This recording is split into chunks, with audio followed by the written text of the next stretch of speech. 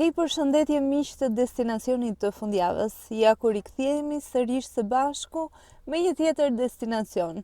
Besoj u kanë munguar destinacionet brenda vendit ton. Kjo për faktin sepse kohët e fundit kam publikuar destinacione nga udhëtimet e mia jashtë vendit, të cilat i kam regjistruar më parë dhe kam dashur ta ndaja me ju atë eksperiencë. Sot kam zgjedhur një tjetër destinacion interesant. Kam zgjedhur të vizitoj qytetin e Krujës.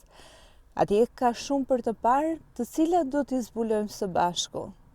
Besoj e dini të gjithë dhe Kruja është qytet i bekuar. Prite Skënderben, po na vjen si plumbi shkruar, të shpëtojmë më den.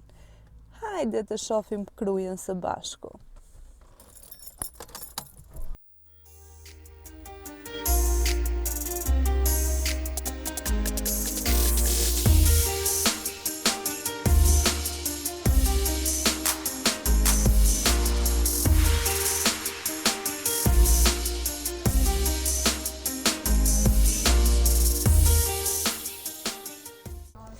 Sa po kemi mbërritur në qytetin e bukur të Krujës, e njohur edhe si kryeqendra e heroit ton kombëtar Gjergj Kastriot Skënderbeu. Kruja në fakt është një nga destinacionet më të vizituara në Shqipëri. Janë të shumta arsyet pse e bëjnë Krujën të vizituar. Kalaja, muzet, historia, tradita, kultura, natyra, gjithçka. Se çfarë do të bëjmë në Krujë, do i ndjekim së bashku.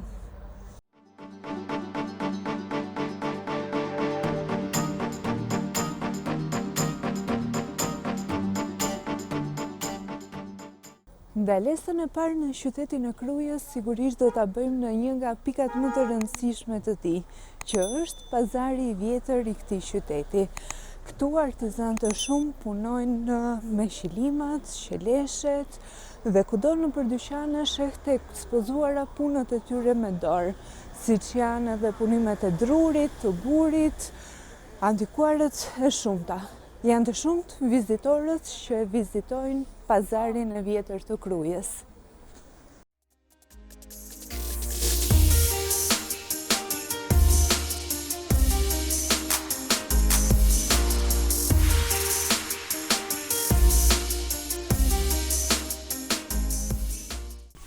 Unë momentalisht jam ulur pranë një zonje e cila po punon në të zgjat. Përshëndetje zonjë, puna mbar. Faleminderit. Për sa kohë është e bëni këtë punë? Unë kam prej 42 vjetër, kam filluar që në moshën 15 vjeçe. Kur ishim në punë, na kanë mësuar nëna tona në kohën e komunizmit. Sa e vështirë është për ju të punoni në të zgjat? E vështirë nuk është, se është punë pasioni, është shumë e lehtë, nuk është problem, po është problem që në këtë kohën e pandemisë është i çike vështirë që të mbijetësh, të jetësh sot. E kuptoj. Ju e keni biznes familjar apo jo? Po, punoj vetëm me gjithë burrin me bashortin. Pak më parë po më thonit që ju bëni porosi edhe sipas kërkesave të klientëve.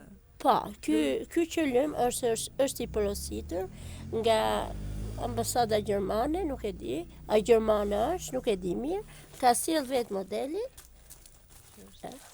Ky është modeli dhe unë kam bërë këtë model. Përgjithsisht, kush janë interesuar për qilimat apo edhe për produktet e tjera që ju bëni këtu? Po, në fakt janë të interesuar shumë, se tani puna dorës ka hyrë në modë, po për qëllymat janë punojësit e ambasadëve, janë njerëzit që shkojnë jashtë shtetit i çojnë dhurata, nuk çojnë këtu çojnë gjëra artizanale, çojnë edhe mbulesat e tavolinëve që janë punime artizanale tonat. Kuptoj. Ju përveç qilimave ç'a bëni tjetër? Përveç sa ne bëjmë edhe mbulesat e tavolinëve të qëndisura me dorë. Hape këtë. Kjo është e punuar me grep. Ju besoj këtë e keni traditë të familjare, nga prindit tanë. Kjo është me grep. Kurse kjo është e punuar me pëlhur. Siç punohet qelimi, punohet edhe kjo. Kjo është me pëlhur. Është mbulesë tavoline, bëjmë me gjithë 12 piceta edhe gjitha llojet e madhësive.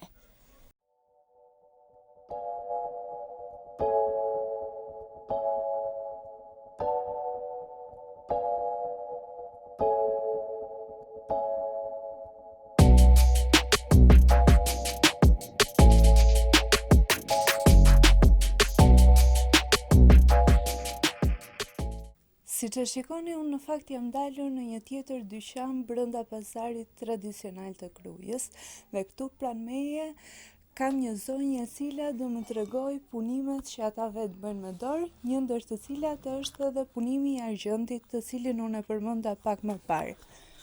Për sa i përket punimit të argjendit, ne punojmë filigramin, cili e punojmë me punime të ndryshme, ndër këto mund të tregoj modelet.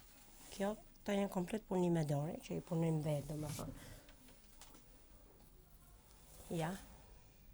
Ju kemi përshtat më shumë modeleve të vjetra, sepse kjo zonë karakterizon vetit e vjetra të punimeve, dhe ne kemi marrë, domethënë, sigurisht ke filmi, domethënë Jeni munduar të ruajmë traditën, të mbajmë traditën. Për sa i përket argjendit, përveç argjendit kemi dhe punime tjera që mund të përdorim kostumet popullore, siç ju shikoni atje. Janë komplet punime dore, janë të Shqipërisë së Mesme. Po, këto i punojmë vetë, i kemi tradit nga familja.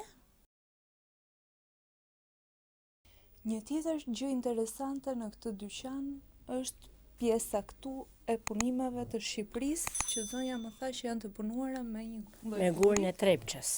Dhe këto jemi munduar të ruajmë traditën dhe bëjmë Shqipërinë, hartën e Shqipërisë, Shqiponjën, Shqipërinë etnike, domethënë që është kjo harta etnike.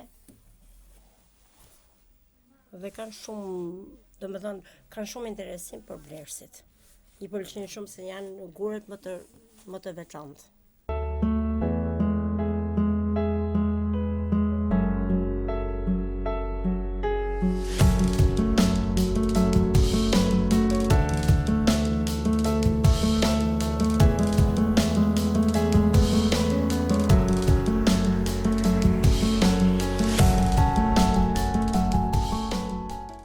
Në fakt, kur hyn nëpër dyqanet me punime tradicionale të qytetit të Krujës, të gjithë janë mikpritës të tregojnë punimet e tyre të dorës. Por ajo që më ka bërë më shumë përshtypje në një nga këto dyqana, të cilat punojnë edhe me tezgja, janë fjalët e një zonje e cila ka shumë vite punë në tezgja dhe thotë: "Tezgjau më ka falur një dashuri të madhe në tërë këto vite pune, të pandërprer me të. Është profesion pak i vështirë dhe kjo nuk i tërheq të rinjt, por gjërat po ndryshojnë. Teksa e shohin nga jashtë, kjo punë u bie në sy të gjithëve, i tërheq si magnet."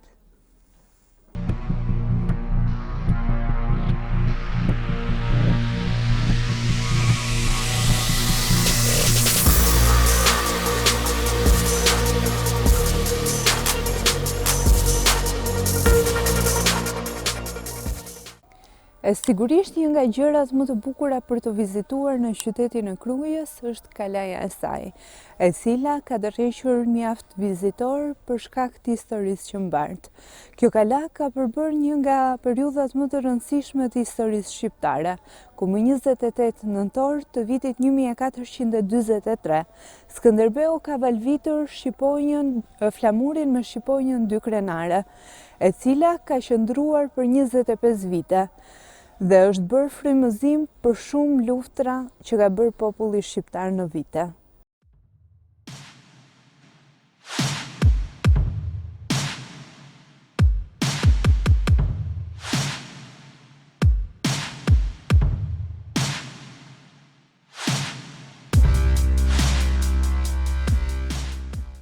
Brenda kalasë së Krujës, një tjetër vend ku duhet të ndaloni patjetër është Muzeu Etnografik, i cili është i ndërtuar në një vilë të viteve 700. Në këtë muze do të gjeni objekte që pasqyrojnë arkitekturën e kohës. Disa nga objektet më me rëndësi, veshje tradicionale të ruajtura ndër shekuj.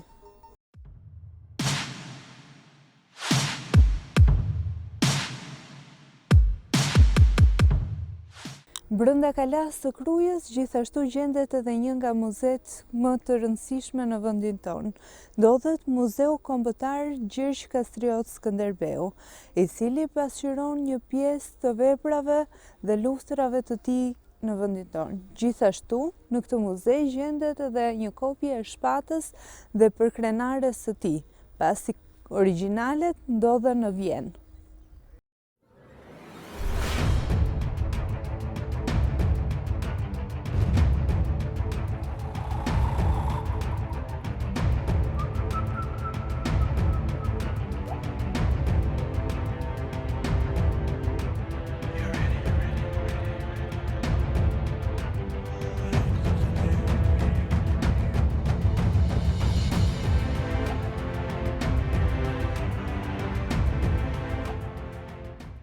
E në fakt, pasi kemi vizituar disa nga vendet më të bukura turistike që ndodhen në qytetin e Krujës.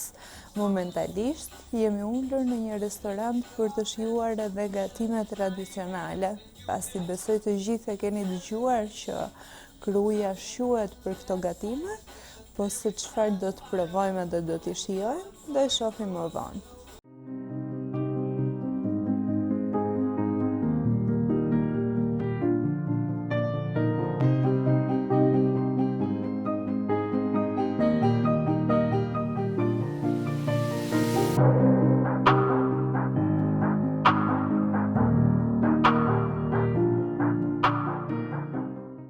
Jo pra miq të destinacionit të fundjavës, edhe guidës tonë turistike në qytetin e Krujës i ka ardhur fundi.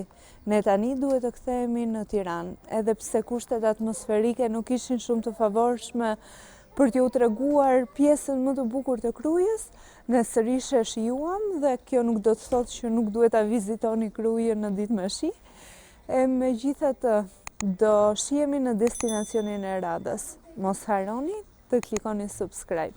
Ju përshëndes. 1, 2, 1, 2, 1, 2.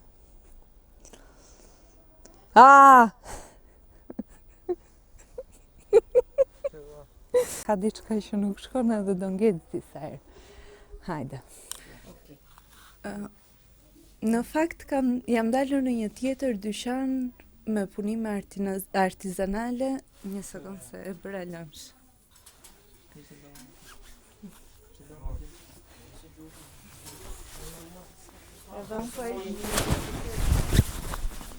Në fakt